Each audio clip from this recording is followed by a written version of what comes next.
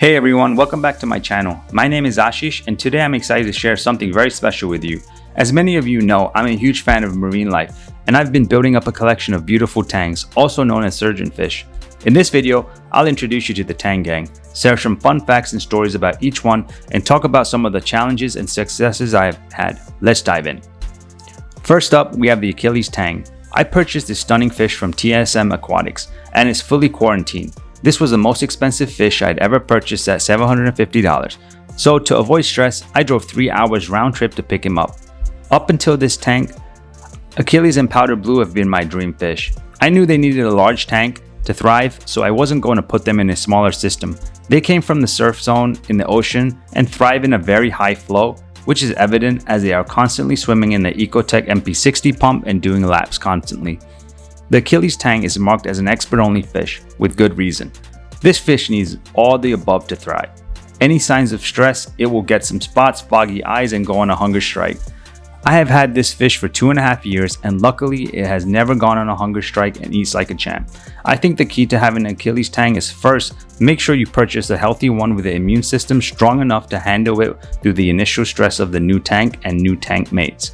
I don't think keeping this fish in an ick-free tank is feasible. I believe fish, like humans, need to build an immune system the same way they do in the ocean and the same way humans develop immunity to things like common cold and other viruses. If I had to go back, I think I would have added this tangs at different times. I would have just focused on the same species of tangs and adding them together. For example, adding all the zebrasomas and acantharite species at the same time. To minimize aggression, I added all my tangs to my 400-gallon tank at the same time. I housed them in a 240-gallon sump and had a few systems in the basement to make this happen. Despite all being quarantined, the Achilles and some other tanks developed ick within 2 weeks of introducing them to the tank. I treated the tank with hyposalinity for 2 months, bringing it down to 1.009 and holding it there for 60 days. This helped them survive. Achilles tank had over 100 spots. They all disappeared, but unfortunately, after I bought the salinity back up, the ick never left the system. One person told me that the Hippo Tang might be a carrier of ick. To be fair, that was the only fish with visible spots after dealing with ick. I also added an ice cap UV sterilizer plumbed directly into my closed loop, which is by far the most effective way to run a UV. Since ick lives close to the rock in fish, I found it was much more effective to having the UV plumbed into the display as opposed to the sump where it was just circulating water right back into the sump.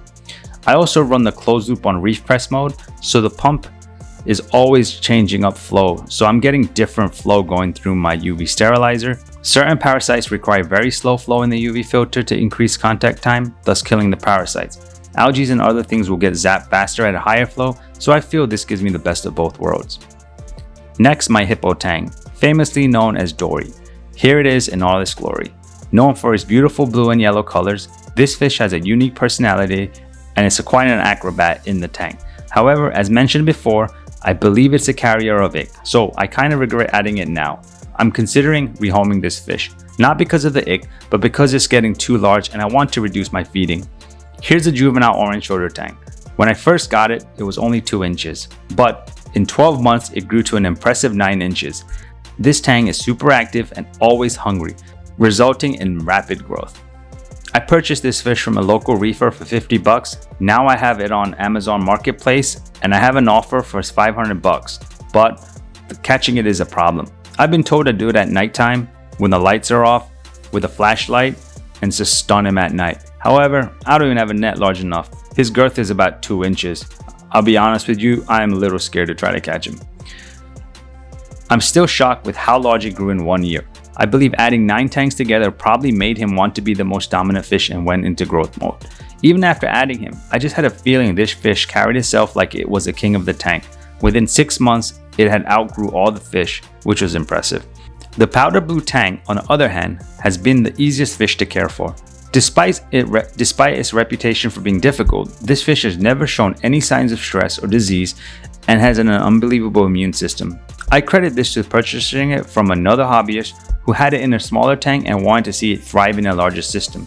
This fish was really well conditioned. It ate a lot, never showed any spots, no imperfections on his body ever. He's an aggressive eater, but he doesn't grow, which is perfect. I also purchased 2 juvenile purple tangs. Unfortunately, one killed the other while I was on vacation, so now I'm left with just one.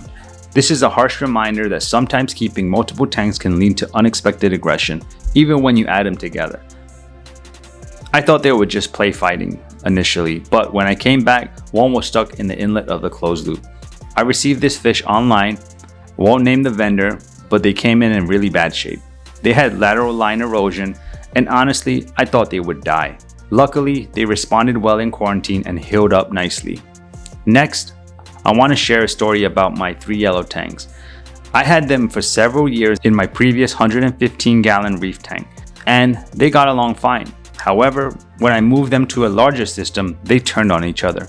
I was able to catch and rehome too, but it was surprising to see such change in behavior. The worst part was that one of the tangs was missing fins, took out one of the prettier yellow tangs, and now I'm stuck with the ugliest one of the 3. I suspect adding 9 tangs together, they were just trying to exert their dominance at the same time, and that's what probably led to the aggression. In addition to my tangs, I have 2 green chromies. I started off with 10, but during quarantine, I noticed one dying every day until I was left with 2. Research reveals that green chromies need a lot of food and can be quite aggressive with each other. Therefore, I was extra vigilant in making sure their bellies were full. It turns out they were probably the dominant male and female taking out the pack. I also have a pair of clownfish, aka Nemo. I've had them for several years. They lay eggs seemingly every week. They host a corner of the tank and lay their eggs on the glass, which is fascinating to watch. For algae control, I have 2 large purple urchins. They do a great job cleaning algae, but their poop tends to get stuck in the rockwork, adding to the nutrient load. The same goes for the turbo snails. I purchased 13 of these large turbo snails, which have grown to the size of medium apples now. I've had to rehome 5 turbos and move a few to my basement frag tank because they were contributing too much to the nutrient load. Surprisingly, I have more biomass in snails inverse than in fish.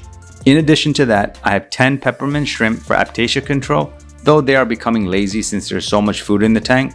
Additionally, I have bloodfire shrimp with a cleaning station that the tanks frequently visit. This interaction is great to see. I believe it's one of the reasons I haven't lost a tang to disease since I started.